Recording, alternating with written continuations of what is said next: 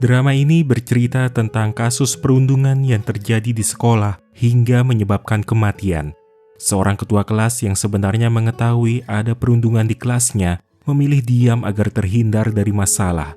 Namun kehidupannya mulai berubah setelah ia mendapat pesan dari orang misterius yang meminta bantuan mengatasi pembulian tersebut. Lalu apa alasan si pengirim pesan merahasiakan identitasnya? Bersama saya Hendy, kita masuk ke alur cerita drakor berjudul Anyone Anywhere.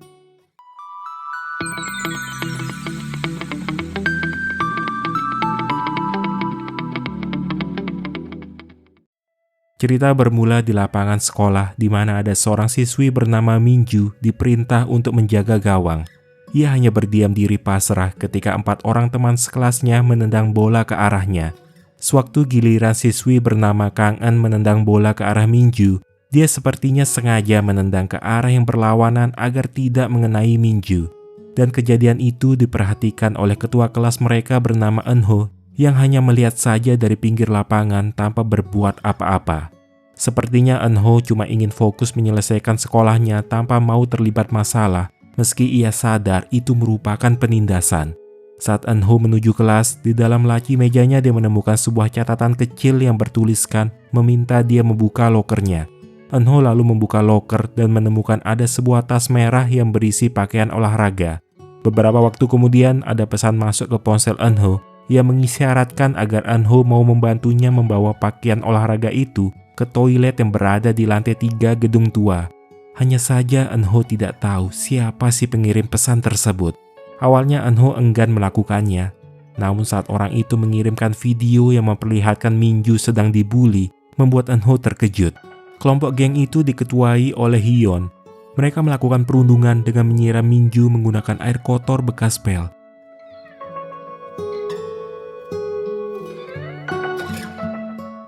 Eunho akhirnya mau datang ke toilet yang dimaksud untuk mencari apakah ada Minju di sana. Setelah memastikan tas yang berisi pakaian olahraga ia letakkan di pintu toilet. Tapi Eunho tidak langsung pergi. Ia menunggu Minju keluar dan bertanya apa yang sedang terjadi. Tapi Minju sepertinya masih takut menjawab karena khawatir Eunho ikut terseret masalahnya. Ia bahkan tidak pernah meminta Eunho menolongnya. Keesokan hari, Eunho lagi-lagi mendapat pesan dari orang misterius. Kali ini Eunho diminta tolong membawakan HP yang ada di laci mejanya ke atap. Dan di atap terlihat gembok yang terbuka sebagai tanda bahwa sebelumnya pintu itu sempat terkunci dan ada seseorang yang sengaja membukanya kembali. Di sana dia bertemu lagi dengan Minju. Eunho pun menyerahkan ponsel milik Minju yang sempat diambil oleh para pembuli, sembari memperingatkan agar lain kali Minju menjaga barang-barangnya. Minju penasaran dari mana Eunho tahu kalau dia berada di atap. Tapi Eunho sendiri juga tidak tahu siapa orang misterius yang sering mengiriminya pesan. Hampir setiap hari, Eunho mendapat pesan dari orang misterius yang memintanya membantu Minju. Eunho mencurigai beberapa teman sekelasnya, namun ia belum juga menemukan si pengirim tersebut. Ia sempat coba menanyakan langsung pada si pengirim tentang identitasnya, tapi hingga esok hari, pesan Eunho sama sekali tidak dijawab. Sewaktu ujian berlangsung, guru menyuruh para murid segera mengumpulkan ponsel mereka. Eunho yang pikirannya masih terganggu menyebabkan dia tidak dapat berkonsentrasi mengerjakan ujian. Karena Eunho merupakan ketua kelas, guru menyuruh Eunho untuk mengembalikan ponsel milik teman-temannya. Kebetulan sekali, karena Eunho penasaran, dia lalu secara diam-diam membawa tas berisi ponsel ke sebuah ruang lab. Di sana ia memanfaatkan kesempatan itu dengan menyalakan semua ponsel milik teman sekelasnya satu persatu, kemudian mengirimkan pesan ke pengirim misterius. Melihat ada satu ponsel yang menyala, Eunho akhirnya mengetahui siapa orang yang dicari. Sepulang sekolah, Eunho diikuti gadis yang sering mengiriminya pesan. Gadis itu bersembunyi ketika Eunho sempat berbalik. Menyadari ia telah kehilangan jejak Eunho, gadis itu mencoba mencari. Tapi ia justru dipergoki oleh Eunho yang sudah tahu tentang identitasnya. Dan ternyata orang yang selama ini mengirimkan pesan kepada Eunho sebenarnya adalah Kang En. Eunho heran kenapa Kang En mengirim pesan itu kepadanya, padahal Kang En sendiri juga ikut membuli Minju. Menganggap Kang En terlalu munafik, maka Eunho memperingatkan supaya Kang En berhenti mengiriminya pesan atau mengganggunya lagi. Karena kalau tidak, dia akan memberitahu teman-teman Kang En mengenai pesan tersebut. Keesokan hari, sewaktu Minju akan mengambil pakaian olahraganya dari loker, mendadak Hyun merebut secara paksa sehingga Minju tidak bisa mengikuti pelajaran olahraga. Tentu guru mereka menanyakan kenapa Minju jarang hadir pelajaran olahraga. Kang En yang melihat Eun-ho hanya diam saja tak mengatakan apa-apa jadi kesal. Ia pun mempertanyakan kenapa Eun-ho hanya mendengar dan melihat saja seolah-olah tidak terjadi apa-apa. Eun-ho merasa kalau ini bukan urusannya dan Minju juga tidak pernah meminta tolong padanya sekalipun. Bagi Eun-ho, Kang En tidak punya hak mencampuri kehidupannya karena semua orang juga tahu Kang En termasuk orang yang membuli Minju. Sejak hari itu Kang En makin gelisah. Jika bukan kepada Eun-ho, ia tidak tahu siapa lagi orang yang dapat dipercaya untuk dimintai bantuan. Kepada guru pun sulit diungkapkan, sebab teman yang lain termasuk Minju lebih memilih diam dan bisa saja dia jadi korban selanjutnya. Malam itu Kang En datang menonton pertunjukan piano. Di sana dia secara kebetulan bertemu dengan Minju yang juga datang untuk menonton. Awalnya Minju merasa tidak nyaman dan berniat pergi. Namun Kang En menarik tangan Minju dan memintanya tetap di sana, sedangkan dia yang akan pergi. Setelah acara selesai, Minju menghampiri Kang En di tepi jembatan. Rupanya Minju menyadari setiap kali geng Hyun membidiknya, Kang En sengaja memberi serangan meleset agar tidak melukainya. Dari sana Minju dapat menilai kalau ternyata Kang En sebenarnya tidak sungguh-sungguh ingin membulinya. Ia penasaran kenapa Kang En mau bergaul dengan gadis-gadis pembuli itu. Belum sempat menjawab, Hyun tiba-tiba menelpon Kang En mengajaknya bertemu. Mereka berdua lalu bertemu di sebuah toko aksesoris. Di sana Kang En berusaha tetap ceria dan seakan mendukung apapun keinginan Hyun. Setelah mencoba beberapa kacamata, Hyun lalu keluar dari toko untuk menerima telepon. Tanpa sengaja dia mendengar percakapan dua orang siswi dari sekolah lain membicarakan tentang Kang En yang mereka lihat. Dari sana Hyun jadi tahu kalau ternyata Kang En sebelum pindah sekolah merupakan orang buangan yang menjadi korban bully di sekolah lamanya. Mendengar itu Hyun terlihat marah bercampur jijik, lalu pergi meninggalkan Kang En tanpa berkata apa-apa. Keesokan pagi di sekolah, sewaktu Kang En menyapa Hyun, ia malah disuruh mengambil tas ransel milik Minju. Karena hari ini Minju berulang tahun, jadi mereka berniat jahil dengan memasukkan sebungkus rokok ke dalam tas tersebut. Tapi saat mengeluarkan isi ransel Minju, mereka justru menemukan selembar kertas yang membuat Hyun marah, kemudian mencari Minju. Kang En yang merasa khawatir berusaha mencegah Hyun yang dinilai sudah kelewat batas. Tapi Hyun makin emosi, sebab Kang En selalu saja menghentikan pada bagian yang mereka anggap paling menyenangkan. Hyun bersama gengnya menemukan Minju berada di ruang musik. Isi tas Minju mereka tumpahkan semuanya. Saking cemasnya, Kang En sampai mengirim pesan pada Eun-ho untuk segera datang ke ruang musik. Tapi Eun-ho yang tidak mau terlibat malah mengabaikan pesan tersebut. Rupanya apa yang membuat Hyun marah setelah menemukan lembar laporan bullying sekolah di tas Minju, yang artinya perlakuan mereka akan dilaporkan ke komite kekerasan sekolah. Untuk menghukum Minju, Hyun bersama dua temannya mengancam akan melukai jari tangan Minju agar dia tidak dapat bermain piano lagi. Kang En yang tidak tega akhirnya memberanikan diri masuk. Melihat itu Hyun mengatakan apa penyebab mereka membuli Minju. Dulu sewaktu Kang En pindah ke sekolah mereka, Minju pernah menolong Kang En yang hampir dibuli. Namun kepedulian itu justru berbalik pada Minju yang sekarang menjadi korban perundungan.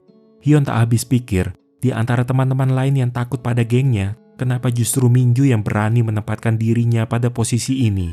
Padahal kalau dia tetap diam, Hyun menjamin hubungan mereka masihlah teman.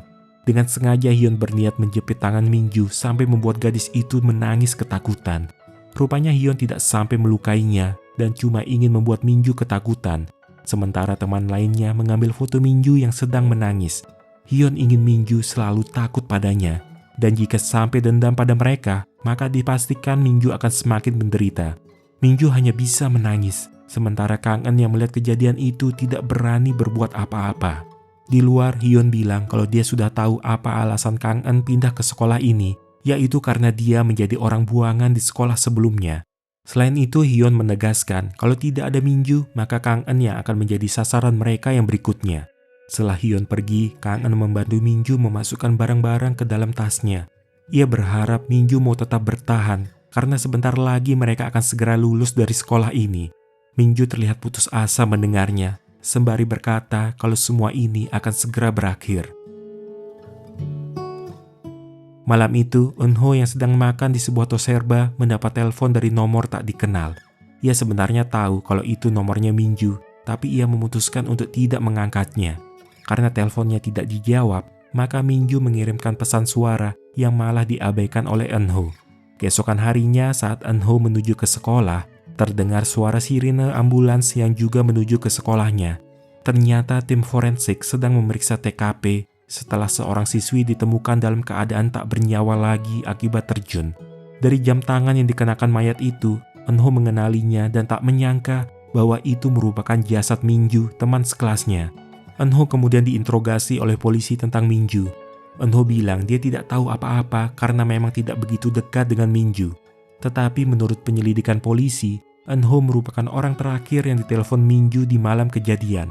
Begitu juga dengan Kang Eun yang harus menjalani interogasi.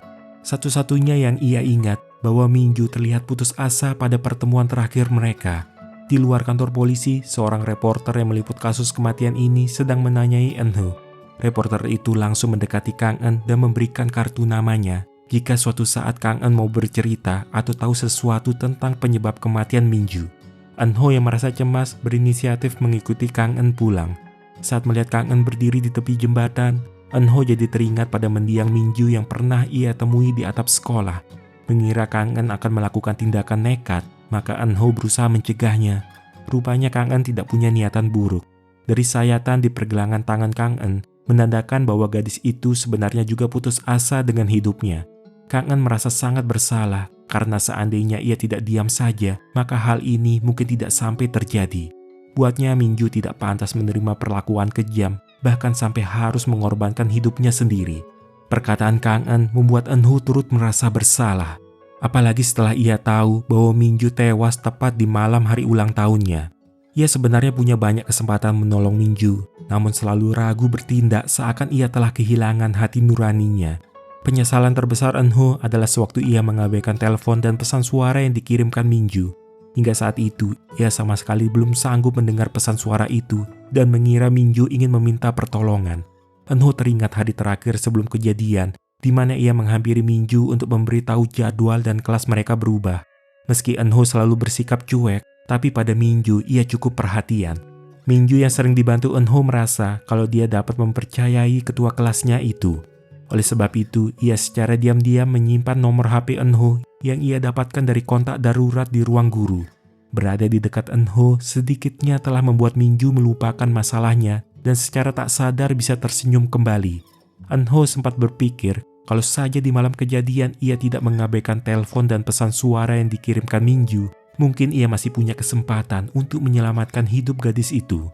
Di perjalanan, Kang Eun yang berniat pulang tiba-tiba diserang oleh Hyun bersama gengnya. Hyun mengancam Kang Eun untuk tutup mulut soal perundungan yang mereka lakukan dan mereka tidak mau ada hubungan dengan kematian Minju.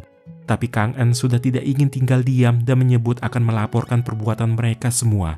Hyun yang begitu emosi mendengarnya, lalu merebut ponsel Kang Eun untuk segera menghapus semua foto dan video mereka yang ada di ponsel tersebut, sehingga ia dapat menghilangkan bukti. Kang Eun hanya bisa menangis putus asa, sebab jika cuma sendirian, ia tidak mampu melawan Hyun bersama gengnya.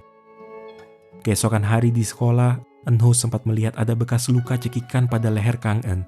Ia coba menanyakan apa itu akibat perbuatan Hyun. Tapi Kang Eun justru bertanya balik, kenapa sekarang Eunho tiba-tiba peduli, padahal dia bahkan tidak meminta untuk dibantu. Perkataan itu sama dengan yang pernah diucapkan Eunho sebelumnya mengenai Minju yang tidak pernah meminta ditolong. Kang Eun sadar apa yang terjadi pada dirinya yang sekarang merupakan akibat dia mengabaikan teman sebaik Minju. Ia dulu merasa trauma dibully, sehingga meminta Eunho yang menolong Minju supaya dia tidak menjadi korban lagi. Tapi ia sekarang paham bahwa sejak awal keputusannya itu salah dan dialah penyebab Minju menderita hingga meninggal dunia. Jadi sekarang Kang Eun ingin Eunho mengabaikannya seperti dulu, sembari meminta maaf dan tidak akan melibatkan Eunho dalam masalahnya lagi. Setelah memikirkan secara baik-baik, Kang Eun lalu menghubungi reporter yang pernah ditemuinya di kantor polisi. Mereka bertemu dan Kang Eun menceritakan semuanya, walaupun saat itu dia tidak punya bukti apa-apa. Seandainya nanti Kang Eun berhasil mendapatkan bukti, reporter itu berjanji akan tetap membantunya. Sepulang dari sana, Kang Eun melewati taman bermain dan bertemu Eunho yang sedang merenung sendirian. Pemuda itu pun akhirnya mau menceritakan semua hal yang disimpannya sendiri, bahwa di malam kejadian Minju sempat menghubungi tapi Eun-ho malah mengabaikannya. Setelah Minju meninggal dunia, barulah Eun-ho merasa sangat menyesal. Karena awalnya dia tidak mau terlibat, tetapi dia tidak menyangka situasi menjadi separah ini. Selama berhari-hari, Eun-ho tidak berani membuka pesan suara dari Minju karena tak dapat menerima kalau dirinya telah mengabaikan seorang korban pembulian. Menurut Eun-ho, sebenarnya bukan Minju yang tidak angkat bicara soal penderitaannya, melainkan Eun-ho yang menutup mata dan telinga terhadap perundungan itu. Setelah mendengar cerita Eun-ho, pikiran Kang Eun seakan terbuka. Ia teringat akan sesuatu bahwa mereka masih punya harapan untuk mengubah banyak hal. Keesokan harinya, masing-masing murid dibagikan lembar survei tentang realitas bullying di sekolah. Banyak dari murid yang berniat jujur mengungkap apa yang mereka tahu, tapi hal itu justru membuat Hyun marah. Menurutnya, teman-teman sekelasnya terlalu munafik, di mana mereka cuma memilih diam padahal tahu segalanya. Hyun menilai walau mengisi survei itu tetap tidak akan mengubah apapun karena tidak ada bukti apa-apa dan Hyun tidak akan mau mengakuinya. Namun beberapa saat kemudian muncul sebuah artikel berita di internet tentang pembulian yang dialami Minju. Bukan cuma berupa tulisan tetapi lengkap dengan video saat Minju dirundung dengan cara disiram air kotor. Semua teman sekelasnya jadi tahu bahwa selama ini Minju diintimidasi dengan sangat kejam dan mereka langsung dapat menebak pelakunya adalah Hyun bersama dua temannya. Dalam sekejap saja berita itu menjadi viral. Semua netizen mengutuk perbuatan si pembuli dan ingin para pelaku segera dipenjara. Hyun bersama dua temannya mulai terlihat panik saat melihat di antara komentar ada yang menyebut nama mereka bertiga sebagai pelaku yang bertanggung jawab. Melihat Kang Eun bersama Eun-ho masuk ke dalam kelas, Hyun yang emosi langsung menamparnya. Serangan itu menyebabkan Kang Eun terluka dan harus diobati ke ruang UKS. Dia sebenarnya sengaja membiarkan Hyun menamparnya, yang bisa dijadikan bukti tambahan. Tak lupa Kang Eun berterima kasih kepada Eun-ho karena telah mau memberikan kesaksian. Video itu ternyata pernah Kang Eun kirimkan kepada Eun-ho, dan itu di luar dugaan Hyun yang mengira telah memusnahkan semua bukti. Luka dan rasa sakit yang dirasakan Kang Eun saat ini tak sebanding dengan penderitaan yang pernah dialami Minju. Keduanya sama-sama menyesal kenapa mereka hanya duduk dan menonton teman yang dibully. Seharusnya jika bersama, bisa saja pertempuran ini mereka menangkan sejak awal. Tapi sayangnya, semua sudah terlanjur terjadi dan Minju telah pergi untuk selama-lamanya. Eun-ho akhirnya mencoba melawan rasa takutnya untuk mendengarkan pesan suara Minju. Tidak seperti yang ia pikirkan, ternyata dalam pesan itu Minju bukan ingin meminta tolong, melainkan dia mengungkapkan perasaannya yang entah kenapa selalu memikirkan Eun-ho. Tiap kali Minju mendapat masalah, di sanalah ia menyadari Eun-ho yang selalu memperhatikannya dalam diam. Meski terlihat cuek, tapi Minju merasa Eun-ho peduli terhadapnya. Karena itu Minju ingin berterima kasih pada Eun-ho yang telah membuat dirinya merasa punya kehidupan yang normal. Dan sampai kapanpun, Minju akan selalu menghargai itu. Cerita pun berakhir. Dalam kasus bullying, tidak hanya sebatas ada korban dan pelaku, tetapi juga ada pihak ketiga yaitu bystander, alias penonton yang membiarkan tindakan bullying itu terjadi. Mereka akan menghadapi dilema apakah harus mencoba menghentikan pembulian, menolong korban, atau melakukan konfrontasi, tapi juga takut akan menjadi korban selanjutnya. Dengan bersikap diam dan tidak melakukan apa-apa, tanpa disadari kita juga terkena efek dari bullying ini. Sudah bukan saatnya lagi kita diam jika melihat tindakan bullying, yang mana para pelaku akan merasa semakin berkuasa karena tidak ada yang berusaha menghentikan mereka. Jadi, dengan menunjukkan rasa empatimu, korban akan menyadari kalau masih ada orang yang mau peduli terhadapnya. Semoga dengan cerita ini dapat memberi manfaat kepada kalian. Terima kasih telah menonton dan sampai jumpa di kesempatan lainnya.